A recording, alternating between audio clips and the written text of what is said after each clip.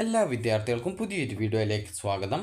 ഈ വർഷത്തെ +1 higher secondary, vocational higher secondary പ്രവേശനത്തിനുള്ള അപേക്ഷകൾ വിദ്യാർത്ഥികൾക്ക് മെയ് 25 വരെ HSCAP വെബ്സൈറ്റ് വഴി ഹയർ സെക്കൻഡറിയിലേക്കും VHSCAP വെബ്സൈറ്റ് വഴി വൊക്കേഷണൽ ഹയർ സെക്കൻഡറിയിലേക്കും അപേക്ഷിക്കാവുന്നതാണ്.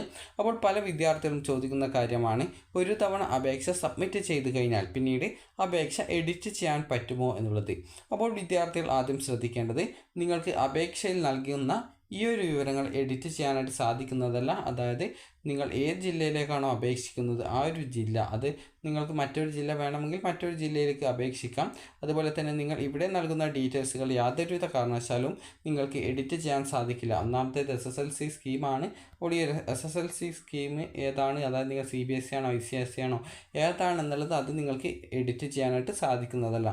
അതുപോലെ തന്നെ നിങ്ങളുടെ register number, month of pass, year of pass, അതുപോലെ date of birth, mobile number, അതുപോലെ തന്നെ ഉള്ള ആ ഒരു ഡീറ്റെയിൽസുകൾ നിങ്ങൾക്ക് എഡിറ്റ് ചെയ്യാനായിട്ട് സാധിക്കുന്നതല്ല. അതുപോലെ തന്നെ മോഡ് ഓഫ് ആപ്ലിക്കേഷൻ സബ്മിഷൻ, ആ ഒരു ഡീറ്റെയിൽസും നിങ്ങൾക്ക് എഡിറ്റ് ചെയ്ത് നൽകാനായിട്ട് സാധിക്കുന്നതല്ല.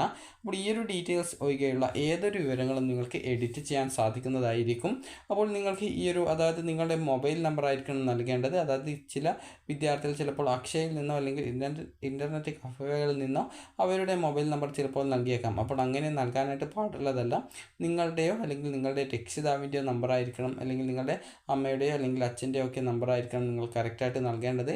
അതുപോലെ തന്നെ ഈ ഒരു അലോട്ട്മെൻറ്റ് പ്രോസസ്സ് കംപ്ലീറ്റ് ചെയ്യുന്നത് വരെ നിങ്ങളോടൊപ്പം നിങ്ങളുടെ വീട്ടിലുള്ള ആരുടെയെങ്കിലും നമ്പറായിരിക്കണം നൽകേണ്ടത്. അതുപോലെ തന്നെ റീചാർജ് ചെയ്യുന്ന ഒരു നമ്പറായിരിക്കണം നൽകേണ്ടത്. കാരണം പല വിദ്യാർത്ഥികൾക്കും ചിലപ്പോൾ നൽകിയ മൊബൈൽ നമ്പർ കട്ടായി പോയിട്ടുണ്ട് എന്നൊക്കെ കഴിഞ്ഞ വർഷം പറഞ്ഞിട്ടുണ്ടായിരുന്നു.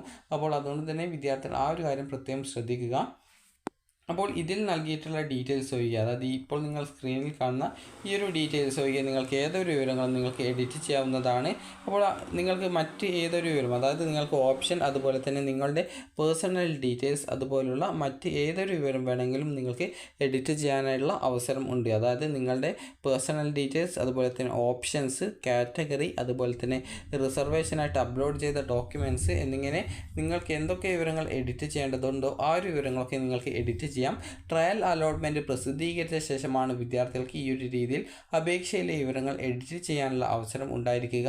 അതുപോലെ തന്നെ ആ ഒരു സമയത്ത് ഒരു പ്രാവശ്യം മാത്രമാണ് വിദ്യാർത്ഥികൾക്ക് അപേക്ഷയിൽ എഡിറ്റ് ചെയ്യാൻ സാധിക്കുക. അതായത് വിദ്യാർത്ഥികൾ കാൻഡിഡേറ്റ് ലോഗിൻ ചെയ്ത് കഴിഞ്ഞാൽ നിങ്ങൾക്ക് ഒരു എഡിറ്റ് ചെയ്യാനുള്ള, അതായത് എഡിറ്റ് ആപ്ലിക്കേഷൻ എന്ന് പറഞ്ഞുകൊണ്ടുള്ള ഒരു ലിങ്ക് ആ ഒരു സമയത്ത് വെബ്സൈറ്റിൽ ലഭിക്കുന്നതായിരിക്കും. അപ്പോൾ ആ ഒരു സമയത്ത് വിദ്യാർത്ഥികൾ ആ ഒരു ലിങ്കിൽ ക്ലിക്ക് ചെയ്ത ശേഷം നിങ്ങൾക്ക് ആവശ്യമായിട്ടുള്ള എഡിറ്റിങ്ങുകളൊക്കെ പൂർത്തിയാക്കി എന്നുള്ള കാര്യം ഉറപ്പുവരുത്തിയ ശേഷം മാത്രം സബ്മിറ്റ് ചെയ്യുക.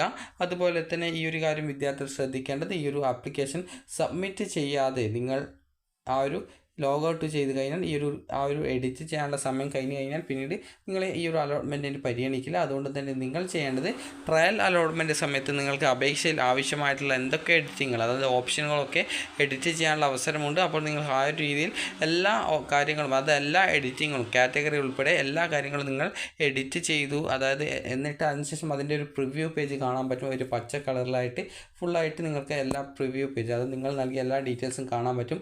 അത് നിങ്ങൾ സൂക്ഷ്മമായിട്ട് പരിശോധിച്ച് എന്തെങ്കിലും സ്പെല്ലിങ് തെറ്റുണ്ടോ, അതുപോലെ തന്നെ നിങ്ങൾ നൽകിയ ഓപ്ഷൻസ് തെറ്റിപ്പോയിട്ടുണ്ടോ, അല്ലെങ്കിൽ ആ ഒരു കോഴ്സ് നൽകിയത് തെറ്റിപ്പോയിട്ടുണ്ടോ എന്നിങ്ങനെ എന്തൊക്കെയെങ്കിലും തെറ്റുകൾ എവിടെയെങ്കിലും വന്നു പോയിട്ടുണ്ടോ എന്നുള്ള കാര്യം ചെക്ക് ചെയ്യുന്നതിനുള്ള അവസരമുണ്ട്.